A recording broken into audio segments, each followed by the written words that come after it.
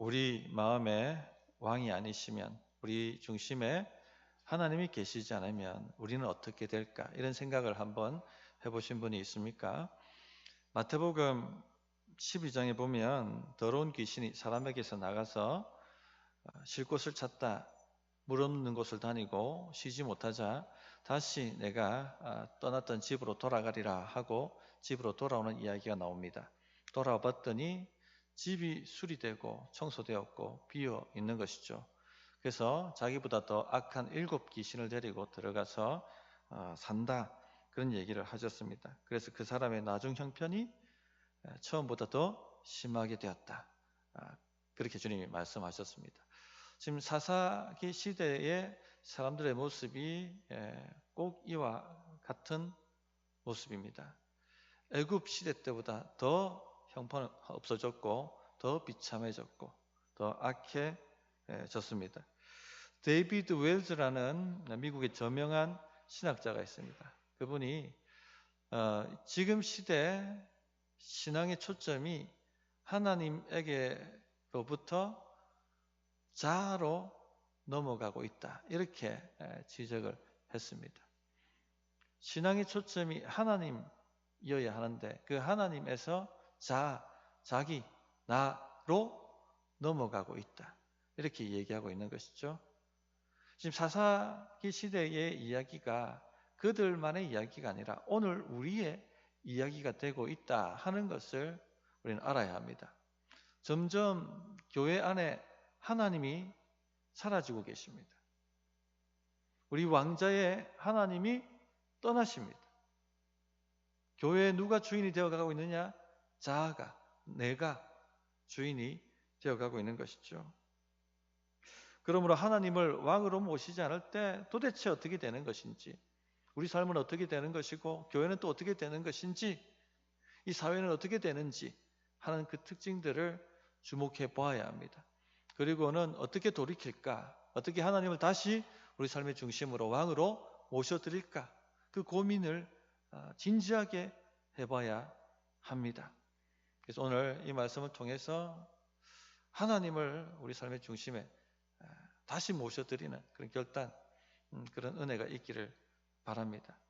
그래서 하나님이 왕이시지 않으면 어떤 일이 일어나느냐? 첫째, 말씀의 기준이 무너집니다.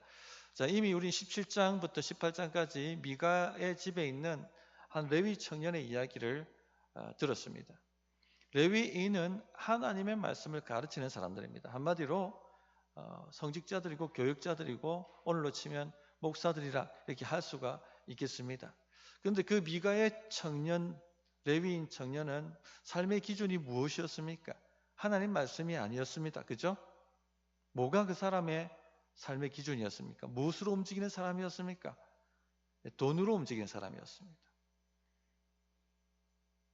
돈이 되면 얼마든지 자기 모든 것을 내어줄 수 있는 그런 사람이었죠. 그래서 삶의 기준이 말씀이 아니었습니다. 자, 오늘 또 한 레위인이 등장합니다.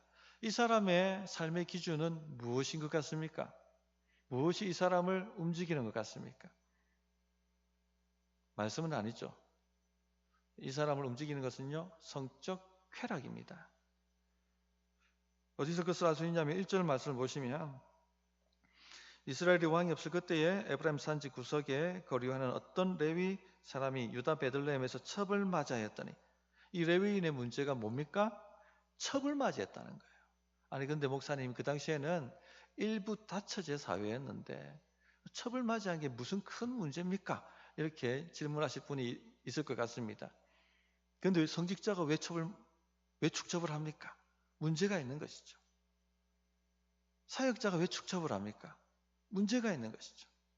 그리고 오늘 이 말씀에 여자, 또 첩 이렇게 표현되어 있는 원문을 살피면은 어린 소녀입니다. 소녀. 어린 소녀를 데려왔다는 거예요. 당신은 결혼 지참금만 부모에게 주면 얼마든지 여인을 데리고 올 수 있는 그런 시대였습니다. 여성 인권이 굉장히 없는 시대였죠. 그런데 어린 여인을 데려왔다는 겁니다. 왜? 사랑해서?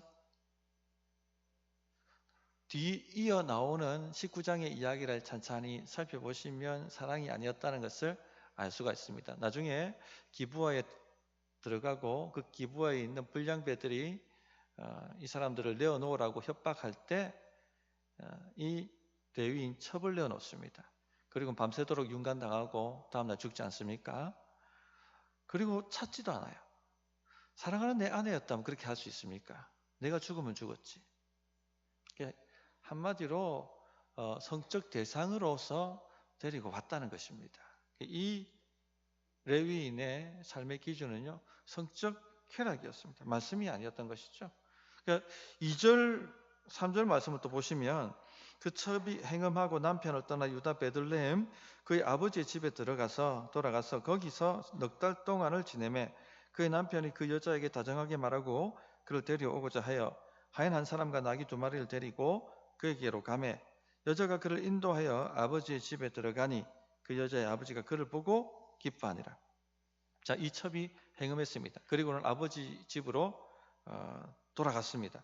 4개월이 지났습니다. 4개월 지난 다음에 아마도 이 레위인에게 다시 그 첩을 보고 싶은 마음이 올라왔겠죠. 그래서 다시 다정하게 말하고 설득해서 자기 집으로 데려가기 위하여 베들레헴에 있는 이 여인의 집으로 갑니다. 가자 그 장인이 이 사위를 보고 환대하며 함께 3일 동안 먹고 마시며 즐깁니다. 자, 행음했습니다. 간음했습니다.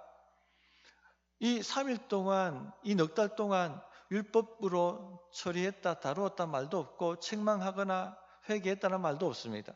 그냥 뭐 하고 있습니까? 먹고 마시고 즐기고 있습니다.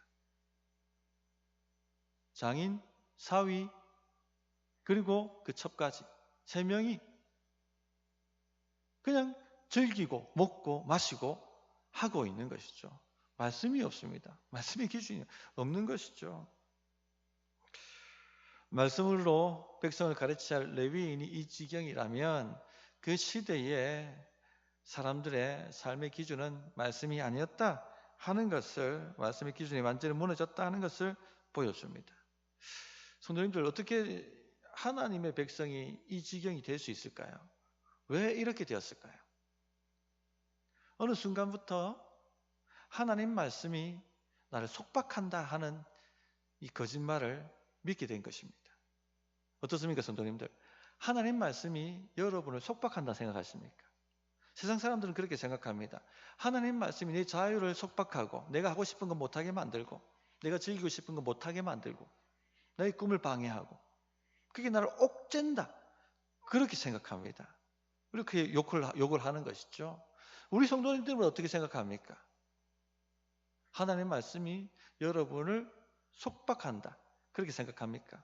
세상은 그렇게 생각하기 때문에 하나님께로부터 독립해야 된다, 이 억압을 끊어버려야 된다, 그러면서 하나님을 향해 저항을 하고 거역을 하고 있습니다. 세상이 생각하는 자유는 뭡니까? 세상이 정의하는 자유는 내가 하고 싶은 대로 하는 게 자유라고 생각합니다. 자, 그렇다면 내가 하고 싶은 대로 막 살아보십시오. 그럼 정말 자유로울까요? 참 자유가 있을까요? 아닙니다. 그 사회는요, 완전히 지옥 아수라장이 됩니다. 예를 하나 들어보십시다. 도로교통법이 있지 않습니까? 우리가 차를 운전하고 어디를 가려고 하면 도로교통법을 지켜야 됩니다. 그런데 나의 이 질주의 자유를 이 도로교통법이 억압한다, 나를 속박한다, 내가 하고 싶은 대로 하지 못하게 만든다. 그래서 자기 하고 싶은 대로 막 차를 운전한다고 생각을 해보십시오. 그러면 도로가 어떻게 되겠습니까? 삽시간에 완전히 엉망진창, 사고가 여기저기 나고 수많은 사람이 죽어가고 아수라장이 되고 말 것입니다. 내가 하고 싶은 대로 살면요, 오히려 자유가 속박당합니다. 자유를 잃어버립니다. 그런데 내가 하고 싶은 이 자유를 도로교통법에 내어준다고 생각해 보세요. 그럼 어떤 일이 일어납니까? 참 자유를 얻게 되죠. 누구든지 안전하게 자기가 원하는 곳에 차를 운전해서 갈 수가 있습니다. 마찬가지입니다. 우리가 하나님의 말씀, 하나님의 법에 내가 하고 싶은 이 자유를 내어드린다 생각해 보세요. 자유를 잃어버리는 것이 아닙니다. 내 인생이 속박되는 게 아니라 참 자유를 얻게 되고 참 질서를 얻게 되고 참 만족과 행복을 얻게 되는 것입니다. 그런데 마귀는요, 이걸 속인단 말입니다. 하나님 말씀이 나를 구속하고 하나님 말씀이 나를 속박하고 내 자유를 억압하고 내가 하고 싶은 대로 살지 못하게 만들고 참 행복을 방해한다 생각하게 만들거든요. 속지 마십시오. 그렇게 하기 때문에 자꾸 하나님께로부터 멀어지는 겁니다. 말씀이 우리 삶의 중심이 되지 않는 것입니다. 진정한 만족과 참 자유는요, 하나님께 우리 자유를 드릴 때 일어난다 하는 것을 명심하시고 하나님의 통치를 받으십시오. 하나님 말씀의 통치를 받는 그런 성도님들이 되시기를 바랍니다. 두 번째, 하나님을 왕으로 모시지 않게 되면요, 지혜와 총명이 사라집니다. 오늘 말씀 19장 전체를 얘기하면은 이 레위인이 밤이 되어 가려고 하는 무렵에 길을 떠납니다. 그리고는 기브아에 당도했는데 기브아에서 맞아들인 사람이 아무도 없어요. 어떻게 해가지고 한 집에 들어가게 되는데 그때 이 기브아의 마을에 불량배들이 이 사람이 이 집에 들어갔다는 걸 알고 내어놓으라고 요구를 하지 않습니까? 첩을 내어줍니다. 그리고는 밤새도록 성폭행 당하고 다음날 죽습니다. 너무 분노한 이 레위인이 이 자기 첩을 12마디 조각을 내어서 12지파에 보내게 되고 이 일이 발단이 되어서 내전이 일어나고 수많은 사람들이 죽게 되는 그런 일이 생기게 됩니다. 근데 오늘 말씀을 보면 이 레위인의 어리석은 판단력이 이 일의 시작이 되었다 하는 것을 우리에게 알려줍니다. 자, 오늘 말씀을 다시 한번 보시면은 3일간 장인집에서 먹고 마셨습니다. 원래 고대 근동에서의 손님 환대법은 3일입니다. 3일. 첫날은 와서 인사하고 안부를 묻습니다. 둘째 날은 성대한 잔치를 벌려서 즐겁게 먹고 마십니다. 3일째 되면은 온 목적에 대해서 서로 이야기를 합니다. 그래서 3일입니다. 3일을 다 채웠다는 것이죠. 4일째가 되어서 이제 떠나려고 합니다. 일찍 떠나야 합니다. 그 베들레헴에서 에브라임까지 가려고 하면은 일찍 떠나야지 중간에 유숙을 하지 않습니다. 근데 장인이 식사는 하고 가야지 하고 잡는 거예요. 오늘 떡을 떼라 이 말은 우리나라 떡을 얘기하는 게 아니라 밥 먹고 가라, 아침 먹고 가라 이 말입니다. 아침 먹는다고 앉았다가 또 술 한잔 기울이는 거예요, 서로가. 그러다 보니까 시간이 또 지나버립니다. 어느 정도 오후가 지나고 해가 뉘엿뉘엿 질 무렵이 됐던 것이죠. 레위인이 일어나서 가려고 합니다. 그런데 장인이 극구 말립니다. 7절을 보시면 그 장인의 간청으로 거기서 다시 유숙하더니 그래서 하루를 더 머뭅니다. 다음날 5째 날이 되었습니다. 일찍 이제 떠나려고 또 일어납니다. 그랬더니 또 장인이 그래도 식사는 하고 기운을 돋우고 가야지. 시장하다가 길거리에서 힘들어지면 어떻게 하느냐? 또 앉았습니다. 그럼 빨리 밥 먹고 가면 될 텐데 또 술 한잔 하다가 오후가 지나버리고 만 것입니다.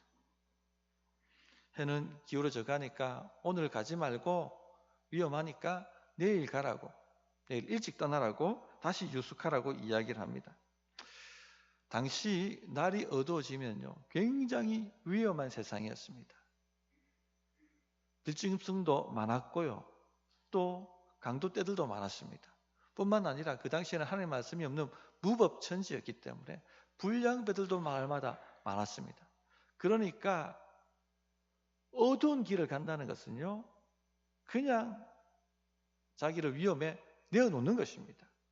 장인이 극구 말렸던 이유가 여기에 있는 겁니다. 날이 어두워져 가고 있으니까 오늘 잤다가 내일 아침 일찍 가라 라고 이야기하는 거죠.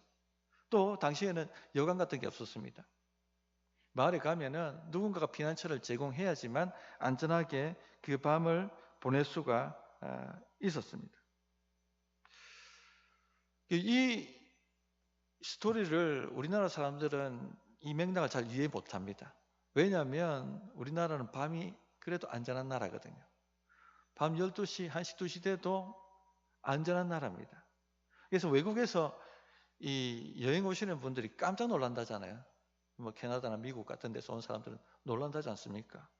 밤에 막 사람들이 돌아다니니까. 특히 여자분들이 밤에 그렇게 돌아다니니까 깜짝 놀란다지 않습니까? 이런 나라가 이 세상에 몇 없습니다. 제가 미국 휴스턴에 세미나 갔을 때 거기에서 주의사항이 뭐였냐면 밤에 돌아다니지 마십시오. 총 맞습니다. 이 권총 강도가 들이닥친다는 거죠. 얘기하더라고요. 그리고 고속도로 갈 때 절대 윈도우 내리지 마세요. 윈도우 내리면 바로 옆에 차 같이 윈도우 내리고 권총 강도가 들어온다는 거예요, 안으로. 항상 윈도우를 올리고 다니라고. 그렇게 주의사항을 알려줬습니다. 이 당시에는 밤이 된다는 게, 여행을 한다는 게 굉장히 위험한 시대였습니다. 떠나려고 한다면은 판단을 잘해야 되는 것이죠. 근데 여기 레위인이 잘못된 판단을 합니다. 이미 날이 어두워져 가려고 하고 있습니다. 그러면요, 다음날 떠나야 되는 것이죠. 근데 가야겠다고. 오늘은 가야 된다고. 아마 급한 일이 있었겠죠. 그래서 떠납니다. 10절을 보시면 그 사람이 다시 밤을 지내고자 하지 아니하여 일어나서 떠나 여부스 맞은편에 이르렀으니 여부스는 곧 예루살렘이라 이렇게 말씀하고 있습니다. 때늦은 판단이죠. 정말 그렇게 급한 일이 있어서 다섯째 날에는 꼭 가야 된다 하면 일찍 떠나야죠. 밥만 먹고. 그런데 미적미적대다가 떠날 타임을 놓치고 떠나지 말아야 될 타임에 떠나고 마는 그런 우를 범했습니다. 떠나야 할 때와 떠나지 말아야 할 때를 분간하지 못했던 것이죠. 그가 지금 위험하다는 것을 몰랐을까요? 다 알았습니다. 그 당시 사람들은 다 알고 있는 이야기니까. 근데 왜 이렇게 어리석은 판단을 내렸을까요? 하나님이 왕이 아니시면요, 이 뻔한 판단을 못합니다. 지혜와 총명이 사라지기 때문에 어리석은 판단을 하게 되어 있습니다. 성도님들, 지혜와 총명은요, 하나님이 주시는 거예요. 하나님이 주시지 않으면 박사라도 어리석은 해석을 내어놓습니다. 어리석은 판단을 합니다. 우리 다윗 이야기를 보면 아히도벨이라는 다윗의 모사 이야기가 나오지 않습니까? 아히도벨이 얼마나 똑똑한 사람이었냐면 그의 지혜는 하나님께로부터 물어받은 지혜와 똑같다고 얘기할 만큼 정확한 판단력, 정확한 지혜, 한마디로 제갈 공명처럼 그런 사람이었습니다. 이 사람 의견대로 따라가면 만사형통이었어요. 그런데 그가 결정적인 순간에 잘못한 판단을 내리죠. 무슨 판단 내립니까? 압살롬이 반역할 때 다윗 편에 서지 않고 어디 편에 섭니까? 대세는 기울었다 하면서 압살롬한테 갑니다. 그것이 그 인생의 마지막이었습니다. 하나님을 떠나면요, 사람은 그래 똑똑한 사람도 어리석은 판단을 내립니다. 지혜와 총명은 하나님만이 주시는 것입니다. 우리는 지혜와 총명을 가지고 태어난다 생각하는데 사람이 만들어내는 게 아닙니다. 아무리 공부하고 배워도 지혜와 총명이 생기는 것이 아니라 하나님이 주실 때 지혜와 총명이 생기는 것입니다. 우리나라에 가장 똑똑한 사람들이 모이는 곳이 어디입니까? 여의도죠, 여의도. 국회. 그런데 청문회 하는 거 보세요. 정말 코미디 같은 질문과 대답이 나올 때가 한두 번이 아니지 않습니까? 이 지혜와 총명이 떠났기 때문에 그래요. 떠났기 때문에. 분별이 없는 거죠. 잠언 2장 6절에 보면 대저 여호와는 지혜를 주시며 지식과 명철을 그 입에서 내심이며 라고 말씀하셨어요. 하나님만이 우리에게 지혜와 총명을 주신다는 것입니다. 잠언 3장 5절에 보면 너는 마음을 다하여 여호와를 신뢰하고 내 명철을 의지하지 말라 그렇게 말씀하셨습니다.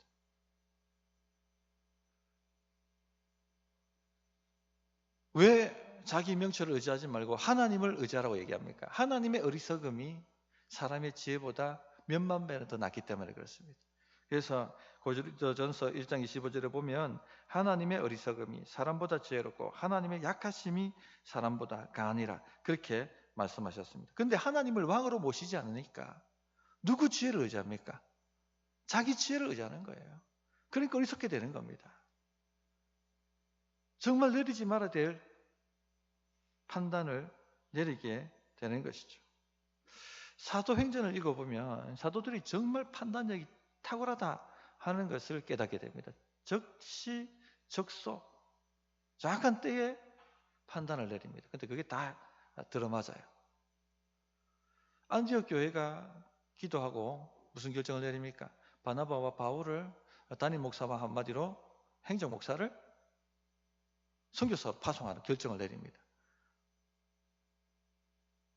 그런데 그것이 굉장히 탁월한 지혜로운 판단이었죠. 그 일을 통해서 소아시아 지역에 엄청난 교회들이 세워지고 또 유럽으로 복음이 확산되어지는 그런 은혜의 역사들이 나타나게 되었습니다. 또 사도 바울이 소아시아에서 복음을 전하다가 교회 세우는 것이 막히지 않습니까? 그때 또 정확한 판단을 내리죠. 여기가 아니라 유럽으로 건너가야 한다. 그 일 때문에 유럽이 복음의 부흥이 일어나는 그런 큰 은혜가 되었습니다. 다윗 이야기를 봐도 다윗이 성령 충만한 사람이었지 않습니까? 지혜로운 판단 내리는 것을 볼 수가 있습니다. 그일라라는 마을이 블레셋의 공격을 당할 때 다윗이 그일라를 구원해 줍니다. 그러니까 그일라 사람들이 은혜를 받았으니까 생명의 은인이니까 그일라 성읍에 다윗을 모시고 살아갑니다. 그런데 이 소식을 듣고 사울이 내려오지 않습니까? 이 그일라 사람들이 내가 그일라 사람 생명을 구해줬는데 이 사람들이 나를 지켜줄 것이다. 아니다. 이 사람들이 나를 배신할 것이다. 두 가지 중에 판단 내려야 됩니다. 그런데 정확한 판단 내리죠. 이 사람들이 나를 배신할 것이다. 그리고 그 길을 떠납니다. 위기를 모면하죠. 이런 지혜와 총명과 판단력이 어디서 나옵니까? 하나님을 경외함으로. 하나님이 알려주신 거예요. 그 눈을 열어주셔서 정확하게 분별하고 판단할 수 있도록 해주신 것이죠. 하나님을 왁으로 모시면 지혜와 총명이 생깁니다. 그러나 하나님을 떠나기 시작하면 그 똑똑한 사람이요 어리석은 결정을 내리게 되고 인생을 몽땅 소위 말아먹게 되는 겁니다. 그러므로 하나님을 왕으로 모십시오. 하나님이 왕이 되셔서 그 말씀을 우리 성도님들 통치하고 다스려 주시기를 사모하십시오. 세 번째, 하나님이 왕이 아니시면요 매정해집니다. 아주 까칠해집니다. 자기만 아는 사람이 됩니다. 자, 여부수점 왔을 때 레위인의 하인이 이제 여부수에 들어가서 유숙하십시다. 날이 어두워집니다. 위험하다 이런 얘기를 하죠. 여기서 또 판단 잘못 내립니다. 레위인 사람은 아니다. 당시 여부수는 예루살렘이었고 그때 예루살렘은 이방인의 성읍이었습니다. 그래서 예루살렘을 지나쳐서 기브아나 라마로 가자. 우리 동족이 있는 베냐민 지파가 있는 그곳으로 가자. 이렇게 결정을 내립니다. 그런데요, 이 동족이 더했다는 것이죠. 하나님의 백성들이 하나님을 떠나기 시작하면 세상보다 더 부패해지기 시작합니다. 더 매정해지죠. 14절 15절 보면 모두 앞으로 나아가더니 베냐민에 속한 기브아에 가까이 이르러 해가 진지라. 기브아에 가서 유숙하려고 그리로 돌아 들어가서 성읍 넓은 거리에 앉아 있으나 그를 집으로 영접하며 유숙하게 하는 자가 없었더라. 율법에 보면 나그네 대접법이 있습니다. 반드시 나그네를 먼저 본 사람이 피난처를 제공해야 됩니다. 그 집으로 인도하여 드리고 그 밤을 벗어날 수 있도록 해주어야 합니다. 그런데 그 넓은 성읍 관장에 아무도 지나다니는 사람들이 관심을 가지지 않았다는 것이죠. 아무도 도와주려고 하지 않았습니다. 밤이 위험하다는 것을 알고 있었으면서도 또 그 기브아에 불량배들이 돌아다니는 것을 알고 있었으면서도 전혀 도와주려고 하지 않습니다. 왜요? 하나님을 떠났기 때문에. 하나님의 사람이요 하나님을 떠나면요 세상 사람들보다 더 못되집니다. 더 매정해집니다. 그래서 마태복음 24장 12절에 보면 불법이 성함으로 많은 사람의 사랑이 식어지리라 말씀하셨어요. 하나님 말씀을 떠나면 떠날수록 사랑이 식어집니다. 매정해집니다. 한국 교회 문제가 뭡니까? 많은 분들이 개인주의 영성이라고 얘기합니다. 한국 교회만의 문제가 아니라 개신교의 문제이죠. 서로에게 무관심하고 서로를 섬기려고 하는 것이 자꾸 줄어들어갑니다. 코로나 터지자 비상수단으로 온라인 예배를 했습니다. 그랬더니 수많은 전문가와 사람들이 일어나서 이제 교회의 대세는 온라인 예배다. 모두 다 온라인 예배로 전환해야 한다. 코로나 이후에도 이런 시대가 도래할 것이다. 그렇게 세미나도 열고 투장도 하고 대안이라고 제시하기도 했습니다. 지금은 그 목소리 다 사라졌죠. 무엇입니까? 이건 개인주의예요.